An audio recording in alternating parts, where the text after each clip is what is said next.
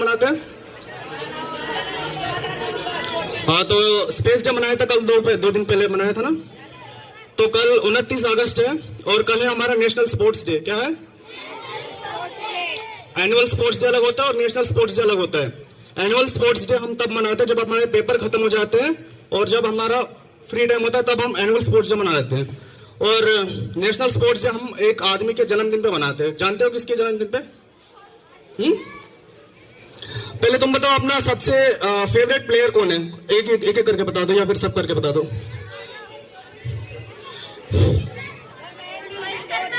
बंद बस सुन लिया मैंने, सुन लिया। ज्यादातर विराट कोहली बोल रहे हो ना?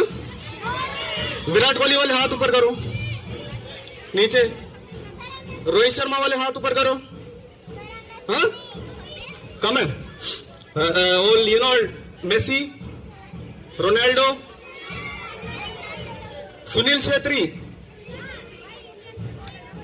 Very good. जिनने सुनील छेत्री के लिए हाथ खड़ा किया उनके लिए ताली बजाओ। भाईचुंग भूटिया को जानते हो तुम? लेकिन इंडिया का ही नहीं, सुनने का काम करो। इंडिया का ही नहीं बल्कि पूरे दुनिया का सबसे महान स्पोर्ट्समैन था एक, उनका नाम है सर मेजर ध्यानचंद। क्या नाम है? वो अपने सचिन तेंदुलकर, विराट कोहली, जितने भी खिलाड़ी आजकल खेल रहे हैं उन सबसे बड़े महान आदमी थे वो। उनका जन्म हुआ था 1905 में, 1905 में 29 अगस्त को पैदा हुए थे वो। हाँ, कल हम दोनों ही नहीं आएंगे, शकील सर में दोनों नहीं आएंगे, तो आज ही बता दूंगा, ठीक है? और तुमको एक जानकारी मिल जाएगी एक अच्छे आदमी के बारे में सुन के, ठीक है? क्योंकि मेजर ध्यानचंद के बारे में यहाँ पे कोई बच्ची ना जानता है यहाँ पे। तो वो इतने महान क्यों थे पूछो मुझसे? क्योंकि सचिन ने बहुत सारे सेंचुरी लगा दिए, वर्ल्ड रिकॉर्ड बना दिए, गोल्ड ऑफ क्रिकेट मानते हैं उनको। उनसे भी महान मैं मेजर ध्यानचंद को बोल रहा हूँ। क्यों बोल रहा हूँ? कुछ तो रीजन होगी, सुन रहे टेंसी। तो देखो, हमारा देश आजाद कब हुआ था? इससे पहले इंडिया क्या होता था? Very good. गुलाम किसने बोला? सही बोला फरदीन। हम 1947 से पहले गुलाम हुआ करते थे। क्या हुआ करते थे? कि ब्रिटिश के गुलाम हुआ करते थे। तब इंडिया को बोलते थे ब्रिटिश इंडिया। क्या बोलते थे बेटा? तो ब्रिटिश इंडिया बोलते थे। उस टाइम पर एक आदमी ने 16 साल की उम्र में इंडियन आर्मी ज्वाइन कर ली थी। क्या ज्वाइन कर ली थी? ब्रिटिश इंडिया आर्मी ज्वाइन कर ली थी उन्होंने 16 साल की उम्र में। कितने साल की उम्र में? उस टाइम पे उनकी सैलरी थी महीने के 8 रुपए। कितने? मात्र 8 रुपए सैलरी के लिए उन्होंने ब्रिटिश आर्मी ज्वाइन की थी। नाम था उनका सर मेजर ध्यानचंद। शिवम सुन। हाँ, तो 16 साल की उम्र में 8 रुपए की सैलरी में उन्होंने इंडियन आर्मी ज्वाइन की, बहुत मेहनत की। आजकल हम देखो adidas, पूमा, बहुत महंगे महंगे जूते पहनते हैं ना। हाँ, ओलंपिक में अब नीरज चोपड़ा जाता है, वो जूते जो पहनता 20-25 हजार के जूते पहनता हो। लेकिन उस टाइम पे जो ब्रिटिश इंडिया थी तो अपने इंडियन प्लेयर्स को कुछ देते नहीं थे वो, मतलब खिलाते हो दो, मतलब खेलने का मौका देते थे, 2 टाइम का खाना देते थे। ये बड़ी बात थी, समझे? स्पोर्ट्स वेयर पे करोड़ों खर्च हो जाते हैं, ये सारा सरकार देती है, उस टाइम पे नहीं देती थी। तो ऐसे कंडीशन में भी सबसे पहले 1928 सही बोल रहा हूँ, 1928 में एम्स्टर्डम में ओलंपिक हुआ था। तो वहां पे पहले ये बताओ, ओलंपिक्स के बारे में जानते हो तुम लोग?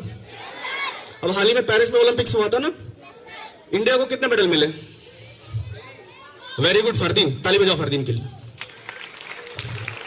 इंडिया को मिले मात्र 6 मेडल। कितने? उनमें से एक भी गोल्ड नहीं है, एक सिल्वर, बाकी सब ब्रॉन्ज। चाइना को कितने मिले? चाइना को मिले 40 गोल्ड।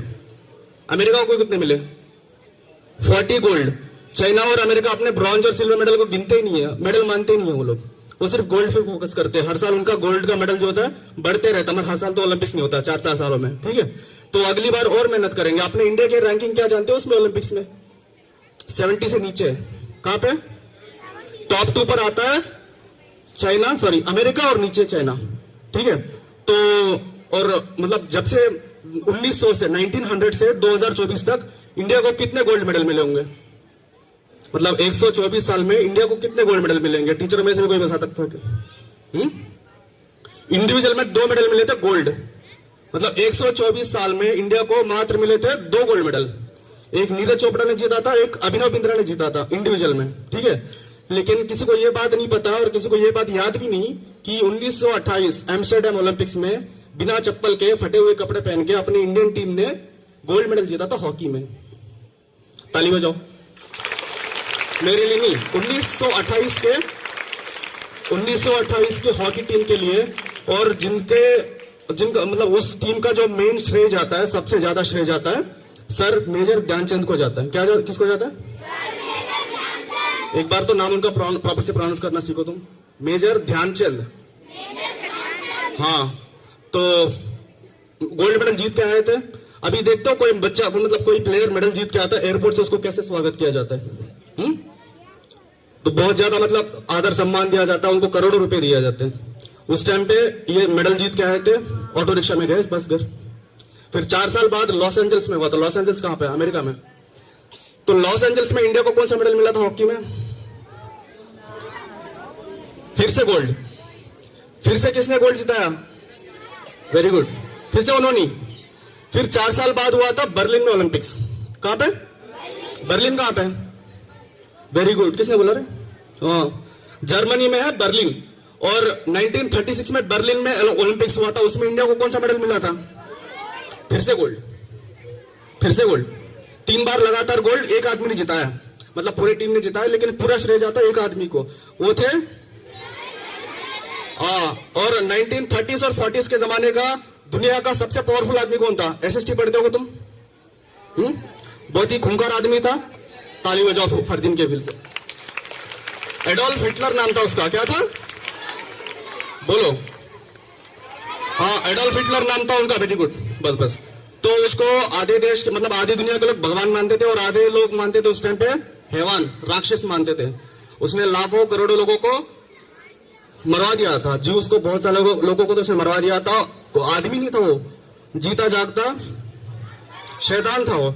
तो बर्लिन में जब ओलंपिक्स हुआ था 1936 में, तो इंडिया फाइनल में पहुंच गई थी, पता तुमको?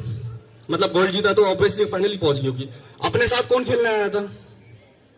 वही के लोकल के टीम। एक ही टीम आती है फाइनल में, बर्लिन की मतलब जर्मनी की टीम फाइनल में आई थी खेलने के लिए। ठीक है, तो अभी जो मैच होते हैं हॉकी में, एक टीम के 3 गोल होते हैं, एक के 4 होते हैं। जिसके 4 हो गए वो जीत गया। मतलब 1 गोल से हम जीतते हैं। मैक्सिमम मैचेस इंटरनेशनल में 1 गोल या फिर 2 गोल से ही जीतते हैं। लेकिन बर्लिन में जब ओलंपिक्स हुआ था, तो कोई गेस कर पाएगा इंडिया के कितने गोल थे? इंडिया के थे 8 गोल। कितने?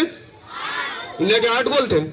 अगर 7 गोल भी कर लेता तो जर्मनी जीत जाती। लेकिन जर्मनी के कितने गोल थे उस टाइम पे? एक गोल। दुनिया का सबसे पावरफुल आदमी हिटलर, उसी के देश में हम गए, उसके घर में गए हम, उसी की टीम के साथ हम खेल रहे हैं। बर्लिन मतलब जर्मनी की टीम भी बहुत पावरफुल टीम थी। उसके पास हजारों साधन थे, संसाधन थे, सब थे उसके पास। उसके टीम को हमने क्या किया? 1-8 इतने मार्जिन से हम जीत गए उस पर। तो हिटलर खुद आया। किसके पास आया? ध्यानचंद जी के पास आया हिटलर आया और बोला, बेटा तुम को कौन हो, क्या करते हो? उन्होंने बोला, सर मैं अपने देश का इंडियन आर्मी का, ब्रिटिश इंडियन आर्मी का एक छोटा सा सिपाही हूं। तो उनको हिटलर ने एक ऑफर दिया, तुम मेरे देश में आ जाओ, जर्मनी आ जाओ।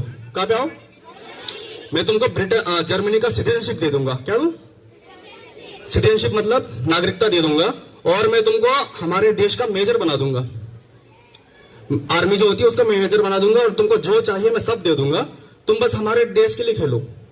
तो उस बड़े ऑफर को, कितना बड़ा ऑफर था वो, उस टाइम पे ना हम आजाद थे, 1936 की बात है, और उस टाइम पे किसी को पता नहीं भी था कि हम आजाद होंगे भी नहीं। कोई गेस नहीं कर पा रहा था कि अगले 11 साल में हमको आजादी मिलेगी, किसी को नहीं पता था। तो उस ऑफर को मेजर ध्यानचंद जी कैसे आंसर किया होगा? रिजेक्ट किया, ठुकरा दिया, लात मार दिया। क्या कर दिया?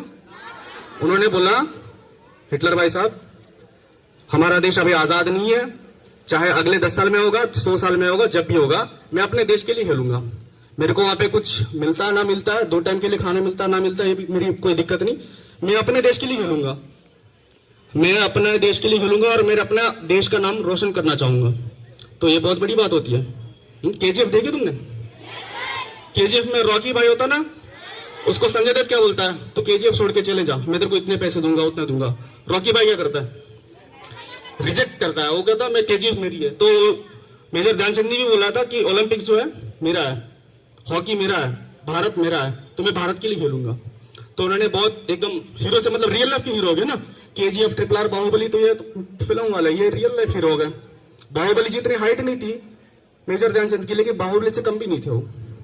तो सारे बच्चे एक बार, कल उनका जन्मदिन है, अगर जिंदा होते तो कितने साल के होते हैं? 1905 में पैदा हुए थे। हाँ, जितने की भी होते हैं उतने के होते हैं, ठीक है। कल उनका जन्मदिन है, तो सारे बच्चे हाँ ठीक है ठीक है, तो सारे बच्चे मिलके मेरे साथ बोलो, sir major Dhyan Chand, you were a hero of our Indian sports and we will always remember your contribution for the sports in our country. Thank you so much for playing for India. Thank you so much मेरे सुनने के लिए।